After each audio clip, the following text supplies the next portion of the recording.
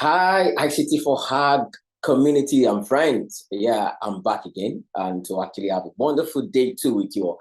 And some of you did not actually get to meet me yesterday. My name is Femi Adekoya. They call me the Flying Farmer. I am actually the founder of Integrated Area Acquisition, based here in Lagos, Nigeria.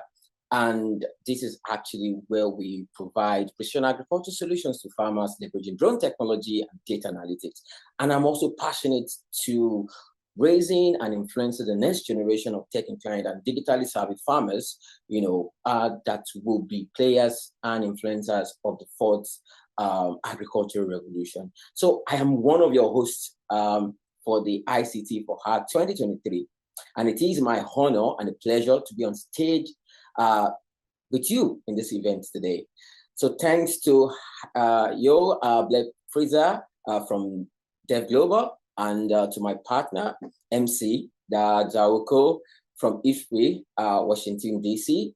Thank you so much for keeping things together and getting started today. I hope you all had a chance to actually explore our expo, the expo sections, and you actually engage in meaningful sections, also at the lightning talks and breakout sections. So right now, let's move into our next keynote section. Let's welcome our next keynote speakers to talk about breaking silos in digital development. Clovan Wedden and Tao Platt from Genesis Analytics. The floor is yours. Thanks, Femi. It's a great pleasure to be here today. We're really excited to be here at ICTforAg. As Femi says, my name is Tao Platt, and I'm here with my colleague Chloe van Widderen, and we're from Genesis Analytics. We're an impact firm focused on improving lives and livelihoods in the young world, the arc of countries with young populations stretching across Africa, the Middle East, South and Southeast Asia. And we've spent the last few months alongside the Bureau of Resilience and Food Security at USAID and DAI exploring why silos matter in digital development and what to do about them. So let's talk about it today. Digital technologies have the potential to markedly improve lives in low and middle income countries, particularly when applied to the worlds of agriculture, resilience, nutrition, water, security, sanitation, and hygiene. We know, for example, that simple text messages with agronomic advisory can increase agricultural yield by more than 10% relative to a control group at scale. We know that remote sensing technologies can provide farmers with real-time information, helping them to make better planting decisions. So that digital matching platforms can open up new markets and can help optimize efficiency from farm to fork. But we also know that many of these digital solutions are designed, developed, and ultimately deployed in vertical silos. To understand why this can be problematic, let's meet Caroline, a 30-year-old small-scale producer whose fictional story we'll go through today is based on a composite of anonymized real experiences. Caroline relies on a patchwork of digital and in-person informational services to make the best possible agricultural decisions. Government extension officers provide her with training on how to maximize harvests and provide free fertilizer. And she registers receipt of these goods and services using a specialized paper ID card. But these visits are irregular, and so she relies on advice from her family when she has farm-related questions as well. She also listens to the radio for both entertainment purposes and for the weekly agricultural Q&A program. Now, none of this sounds too bad, but thinking about this one layer deeper reveals a host of issues and inefficiency for meeting Caroline's needs more holistically. For one, the advisory delivered to Caroline across the different channels is narrowly focused on improving her agricultural productivity. This limited scope doesn't include information on the nutritional content of what's being grown, nor does it consider the sanitation or hygiene impacts of planting, harvesting, and handling the food. Both of these are critical for meeting her healthcare and agricultural needs more holistically. The advisory is also not intentionally climate smart, which is particularly critical in today's world. Or separate interventions to provide nutritional or climate information would miss the opportunity to leverage trust in the existing solutions and channels that Caroline is already familiar with, reducing the likelihood that she would take up new services. It would also add complexity to a fragmented user experience for her. She's already collating uncoordinated extension advice across radio, family, and government extension workers, which may not necessarily be neatly aligned. And the siloed nature of these services is not just detrimental to Caroline as an individual, but it also creates harm at the policy and planning level. For one, there's duplicative expenditure if initiatives are implemented in parallel. The threat isn't just theoretical. We've seen actual examples of frontline data collectors being issued with multiple different mobile phones to collect essentially exactly the same pieces of data across parallel development initiatives. And perhaps most crucially, the data and the insights gathered across the different programs remain isolated in their respective silos, which prevents a more holistic understanding of the challenges that Caroline faces and how they're best addressed. In many countries, most countries in fact, private ag techs, agricultural ministries, ministries of ICT, ministries of climate, all have different and uncoordinated record systems, meaning that there isn't a comprehensive view of what Caroline really needs at any given time. But of course, many silos exist for a reason. It's simply not possible, it's not pragmatic, and it's possibly not even useful to try and break down all the units and bureaucracies that organize our societies and our development engagements. In addition, silo breaking and the creation of these new integrations can pose real risks. To mention just a few, combining initiatives at scale can run the risk of creating dominant gatekeeping actors, which can result in affordability or quality challenges, and can also increase barriers to entry for more innovative competing services. Data and insight sharing can create real data privacy, cybersecurity, or quality challenges as you open up systems to new actors. And there may be real trade-offs between sectors when engaging in integrations. Sectors with more perceived importance or ease of implementation or even resource availability may be unduly prioritized. And if this undue prioritization results in the deprioritization of sectors where, for example, women or persons with disabilities or other marginalized populations hold power or derive value, then this process can exacerbate exclusion. So what do we do about this all? How do we break the right silos in a risk-aware manner in our development practice and our development engagements? So our toolkit, pulled together with USAID and DAI under the Digital Frontiers Initiative, reveals a few common mechanisms that are employed for silo breaking. The first is bundling, which refers to the practice of providing complementary products to a single program participant, where the products in combination deliver more value than if they were delivered or used separately in different silos. The second mechanism is making solutions interoperable, where interoperability refers to the ability of different systems or different technologies or different software to seamlessly communicate, to seamlessly exchange data, and to work together effectively. Lastly, delivering horizontal products, where a horizontal product refers to a good or a service that is designed by its very nature to be applicable across various industries or sectors, addressing a multifaceted set of program participant needs. Our toolkit also provides some low-hanging fruit across these different mechanisms for development practitioners working on common challenges in the agricultural, nutrition, resilience, and WASH spaces. So, for example, if you are working on addressing the affordability of goods and services among low-income communities, then you may consider bundling your offering with adjacent products and ultimately charging a lower per product price than the goods if they were sold individually. If you are running programs that collect meaningful data, you may consider using open standards or open source software or digital public goods or other protocols that have interoperability and reuse baked in from the get-go, so that your information, that your insights, your data aren't sticking in vertical silos.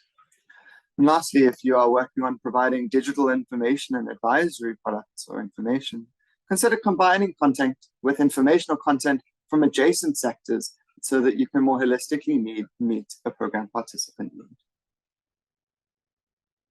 But maybe you're not working on any of these specific challenges, and you're looking for a more systematic way to identify opportunities to silo break. Our toolkit also provides a clear 4-step process to identify silo breaking opportunities in one's own work. First, we encourage whole of participant empathy, identified through human-centered design processes that really deeply understand the participant beyond just their sector siloed needs. Second, we encourage an honest self-assessment of one's own silos, understanding one's own bias, and also understanding that some silos are more important than others in terms of addressing participant needs holistically. But in this step, it's also important to remain realistic and pragmatic about which silos are actually within your purview to break. For example, at USAID, funding is generally tied to sectoral use based on congressional earmarks and directives and budget frameworks, which may not be shiftable at an activity level.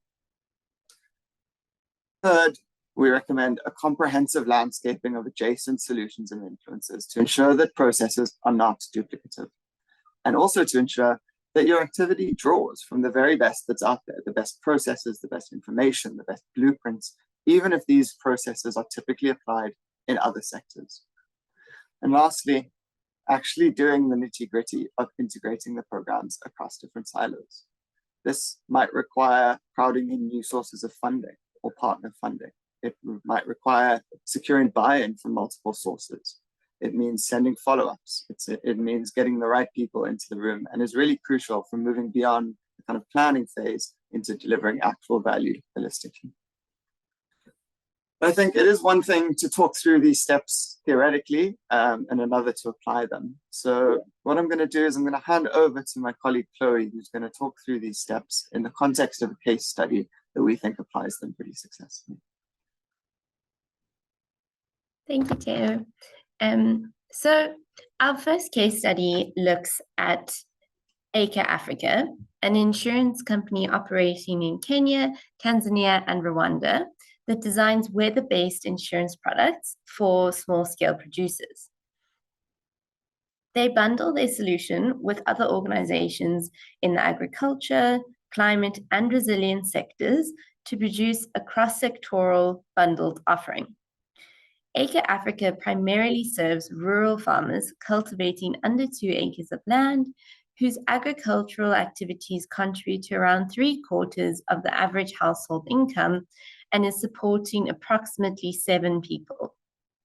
Looking at how Acre Africa's journey maps to the 4-step process that Theo has just taken you through, we can see in terms of empathizing, the first step that Acre Africa took in bundling the solution was to understand the challenges that small-scale producers faced in adopting insurance products and empathize with these constraints. So Acre Africa realized that low uptake of crop insurance products by small-scale producers was the case for several reasons, including the fact that small-scale producers often lack knowledge and understanding of insurance products, leading to a lack of trust and unfamiliarity with how it works. Additionally, small-scale producers typically view crop, weather, or livestock insurance as a luxury good and feel as if they are investing in something that they are unlikely to use. As such, farmers typically prefer to save or use that money elsewhere. Particularly for resource-constrained farmers, insurance premiums would also make the provision unaffordable for them, although profitable for the insurer. In assessing the silos that are most constraining for addressing the participants' needs, Acre Africa broke out of the traditional agricultural silo to enhance farmers' ability to be resilient to climate changes whilst building their agricultural productivity.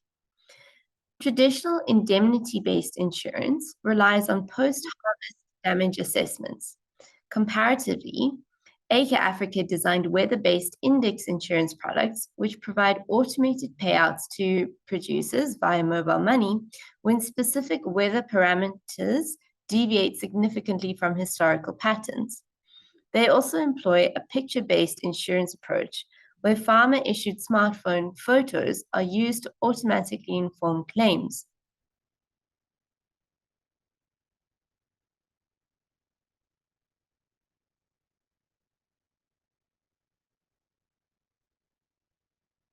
ACRE Africa relies on partner extension agent and sales agent networks to deliver low-tech hybrid solutions that are most appropriate for reaching their target group. To overcome persistent trust and affordability barriers, ACRE Africa charges trusted distribution partners to bundle digitally enabled insurance with complementary products already sold to farmers. ACRE Africa partners with organizations that provide goods and services to small-scale producers through existing distribution channels and have the incentive to encourage small-scale producers to become more resilient. Partner organizations include agribusinesses, which typically have large sales networks and who value the fact that insurance payouts allow farmers to purchase more agricultural inputs. They also include public organizations like KALRO in Kenya, who support widespread extension advisory networks that leverage digital tools to collect data and deliver advisory. In terms of our final step, integrate, looking at ACRE Africa looked at crop subsidizing bundled services to be able to offer insurance at low or no cost to the farmer. The partner organizations that ACRE Africa has partnered with pay ACRE for the right to provide their parametric insurance products to small-scale producers at low or no cost, alongside complementary products that these producers already receive, such as seeds and fertilizer.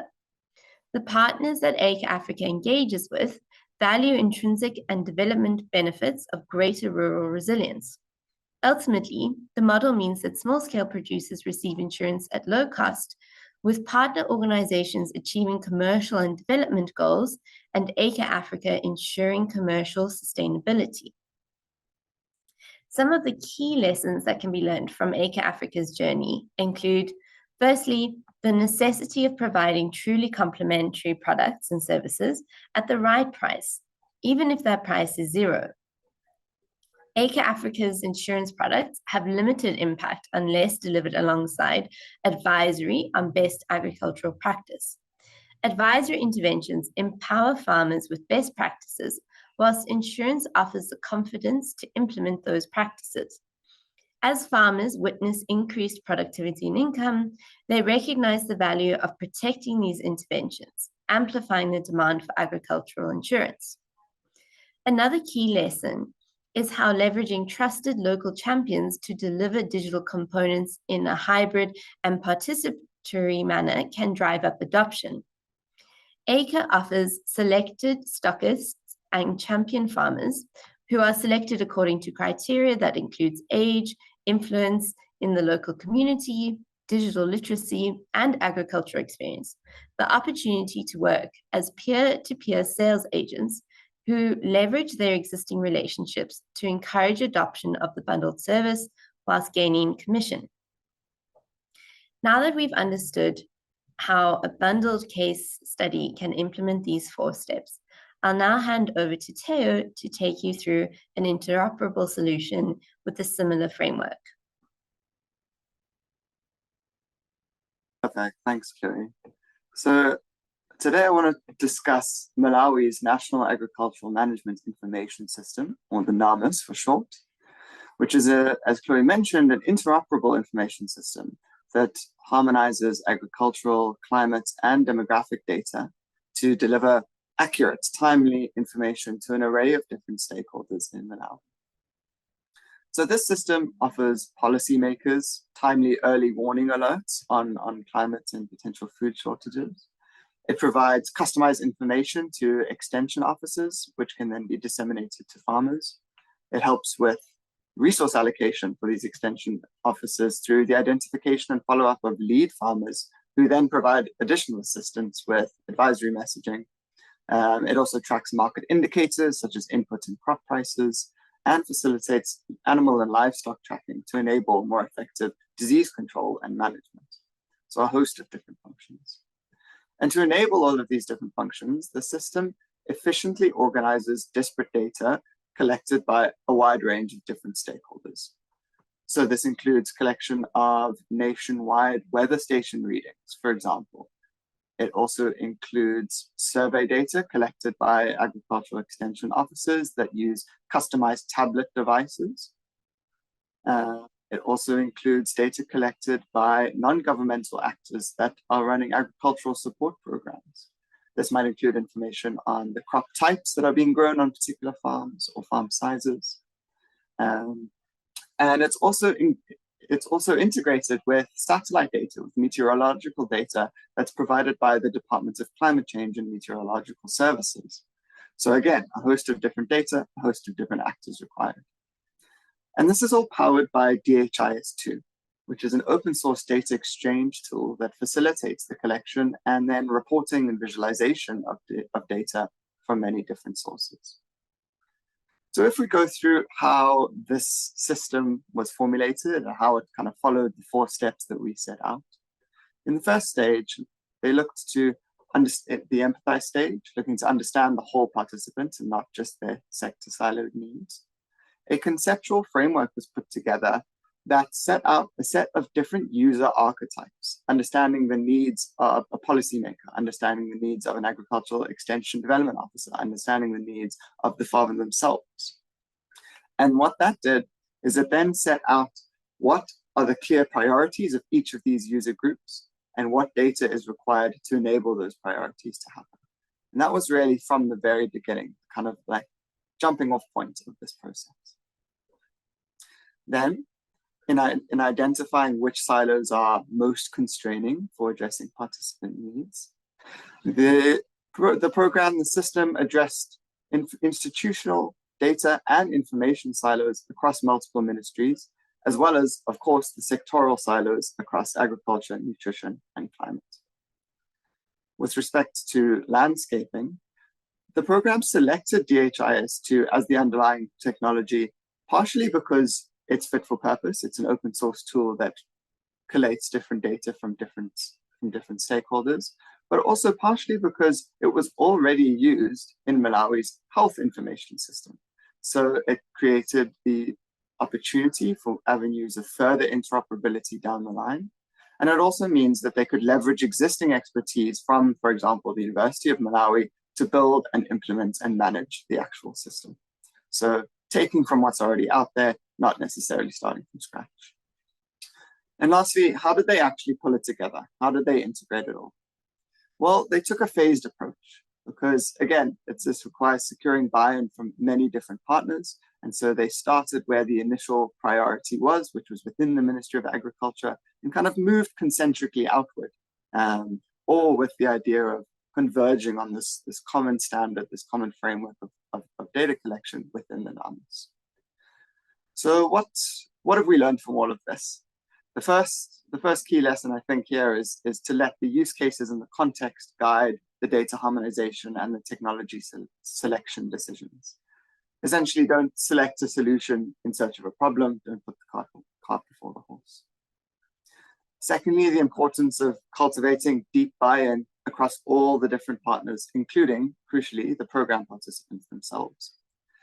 And thirdly, making sure that you're conscious of mitigating any data-related risks through gold standard data governance and intentional cybersecurity. So I hope this is helpful. I'm going to hand over to Chloe to take us through the last case study, which looks at a horizontal product. Thank you, Teo. So looking at our final case study, we consider the Adosante initiative developed by Farm Radio International. The Adosante initiative repurposed a radio-led communication model, originally successful in agriculture, to effectively deliver crucial information on sexual reproductive health and nutrition. Introducing the ELISA system, an interactive voice response technology, the initiative made radio broadcasts more engaging, enabling real-time feedback, surveys, and data collection on both sexual reproductive health and nutrition for young women. Looking at the first step and following this 4-step framework, to empathize, Farm Radio International first considered what methods of communication had previously been successful in distilling important information. A key takeaway was the necessity to convey messaging in local languages. This is critical in ensuring that healthcare providers, parents, caregivers, and other young women are able to easily digest information about reproductive health and nutrition recommendations, thereby improving their diffusion and uptake of these recommendations. In terms of the second step, to identify silos constraining participant needs, Farm Radio International realized that young women required information on both sexual reproductive health and nutrition. However, if information is being delivered in silos amongst these two sectors, then the participants requiring this information are not necessarily able to receive it on all of their needs at the same time. Looking at the landscaping step, to coordinate with existing entities to avoid waste, Farm Radio International leveraged both existing channels and processes, as well as existing content to improve efficiencies.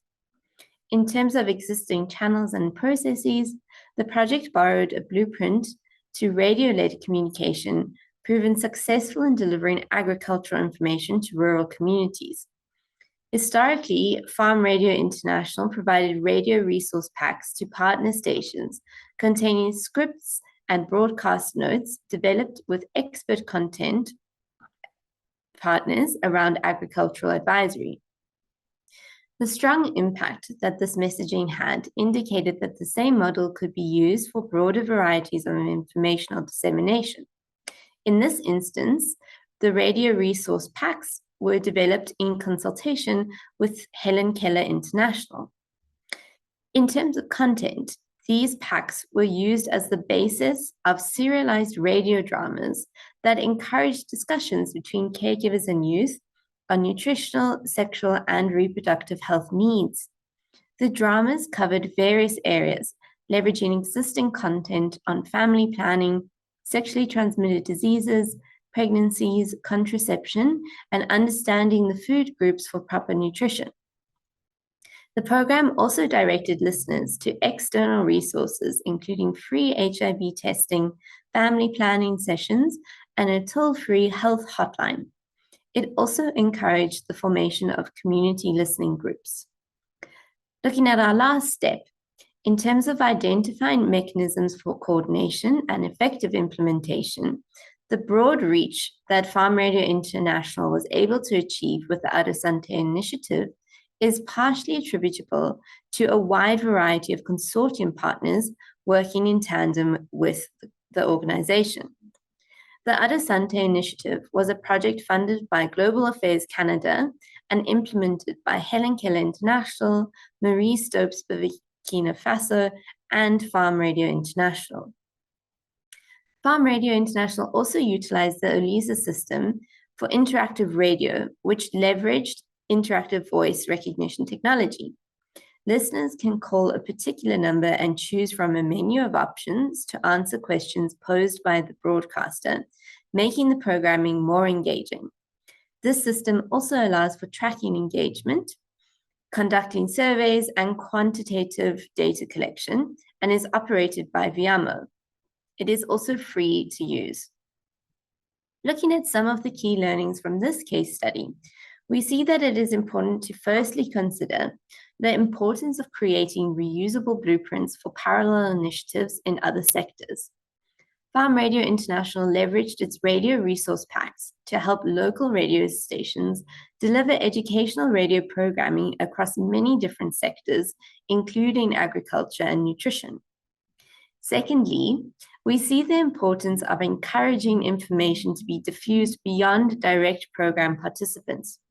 For example, in Niangoloko, in Western Burkina Faso, a community listening group was led by a literate man who noted that the women in the group did not necessarily engage with the interactive Uliza system. This was primarily due to widespread illiteracy.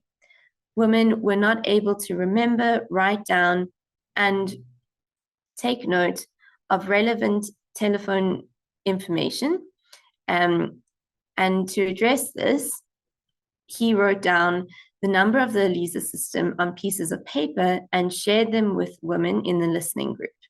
When the Uliza system was utilized, women then matched the shapes or the digits of the phone number on the piece of paper to the digits on the keypads of the phones.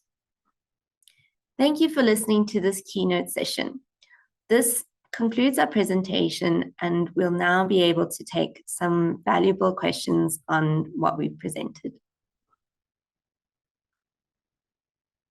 All right, thank you so much, Theo and Keo. That was an amazing presentation, and thank you for giving us ways to achieve positive potential of digital solutions.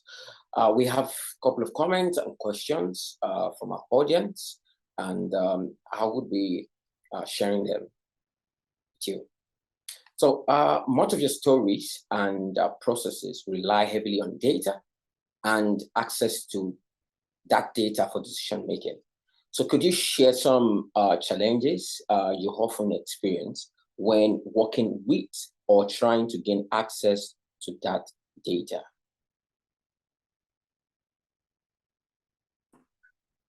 Sure, thanks, Femi. Appreciate the question from the audience. Maybe I can have a first stab, and Chloe, if there's anything that I miss out, you can come in. I think that data is so critical for a host of different applications. I mean, we're in the agricultural world for this presentation, but of course it's a backbone of decision making across any sort of policy and planning decision making.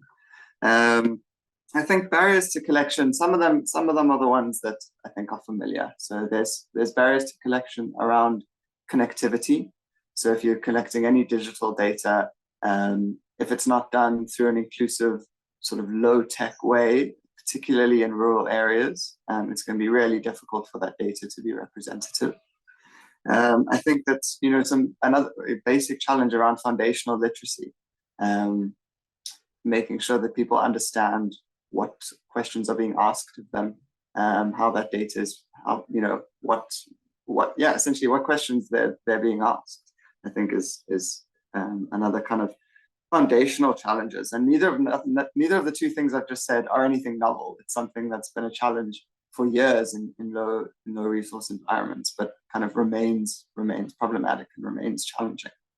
I think the other point that I've mentioned, just in reference to the conversation that we've had today and in reference to our presentation today, is the importance of looking after responsibly, governing responsibly, storing responsibly the data that is already collected or that is collected regularly. We mentioned that the status quo is typically to store pieces of data in different vertical silos. And of course, that can really limit decision making is one of the key points from our presentation today. So finding a way to work with different actors, with different stakeholders, with different ministries, to pull together the data in a way that helps you answer research questions, that helps you fill gaps, that helps you more holistically understand your population, your program participants, is really, really critical. So yeah, some foundational challenges around data collection, as well as the importance of integrating data, are the two things that I'd say there. I think just to add to that really detailed and valuable answer, I think considering the regulatory environment is also important, especially when you're trying to break down silos in different sectors. I think questions in terms of how can data be shared, are there up-to-date data privacy regulations, is third-party data usage clearly explained to users, and how is it regulated if it's not? Those are really important considerations that aren't necessarily in your control when you're designing and developing these solutions. And can often present as quite a big challenge when you're trying to create an interoperable or cross-sectoral solution.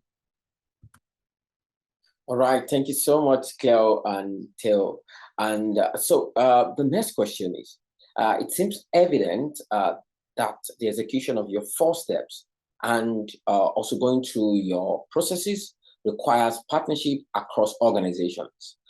Please share some of your best practices and advice for organizations to keep in mind when trying to do their homework in development.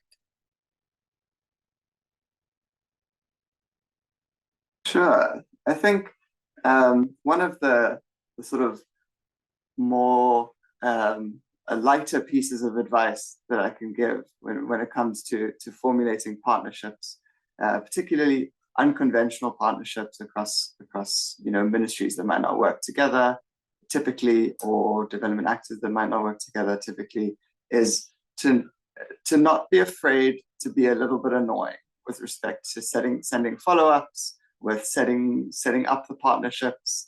I think one of in the process of putting together our toolkit, we spoke to a number of different stakeholders that had kind of engaged in these sort of unconventional partnerships that broke silos really effectively. And that was kind of a common thread that came through in these interviews. It was someone that really was a champion of creating partnerships, someone that was really a champion of moving forward across different silos. And what that required was not being too scared, not being hesitant to kind of put that case forward in new places. And then really once you kind of had that foot in the door, really identifying or even creating champions in these other industries, or in these other sectors, or in these other organizations, to kind of be your ally in these silo breaking processes. So that's maybe one thing I'd say around what it takes to create an unconventional or a successful partnership. It's a light-hearted, obviously, piece of advice, but I think it's a common thread that came through in our stakeholder consultation. So I think a powerful one. Thank you so much for that answer. So I have this question for you, just for us to wrap up.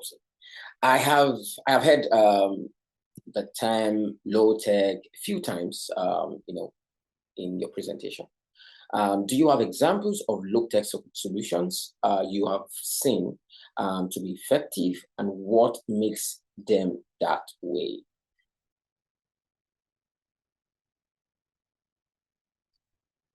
Sure. I think, Chloe, feel free to jump in here if you'd like. I think one of them is one that you mentioned, Chloe, around the IVR system that Farm Radio use. So IVR, interactive voice technology, for those of you who don't know, it's essentially kind of what happens when you phone your bank, for example, and it asks you to input a number to navigate the menu. So press 1 to go here, press 2 to go there. And that basically just requires a 2 or 3G connection at most. It just requires a feature phone as opposed to a smartphone. And we know that smartphone penetration across low resource environments is typically really high, especially in parts of Africa. And so using a solution like that doesn't require data, that doesn't require a 4G connection, or doesn't require a smartphone, can be a really powerful way of both communicating with people that are kind of in these less connected areas, as well as then kind of it's two-way, right? So you're collecting the data and you're collecting the insights from the way that they navigate the menus, from the options that they choose. So that's one example. That I'm sure there's others. I think to build on that example, another critical point that technology like IVR can do is really make a solution more inclusive, which is, I'm sure, why we're all here at this conference, is to understand how to be more inclusive in our designs. And something like IVR is really helpful for individuals with physical disabilities such as blindness, being able to listen to answers, be guided in a very clear and step-by-step process, really does open up the solution to a lot more different groups that previously have been excluded. All right. Thank you so much for your clear responses to our questions. Thank you so much again to Theo and Cleo. So let's move forward to our next keynote about connectivity to inclusion. So if you are actually already in the lobby, you're able to watch it right here, or better still, click into the webinar and engage. Over to you, Jao. See you all in the next section.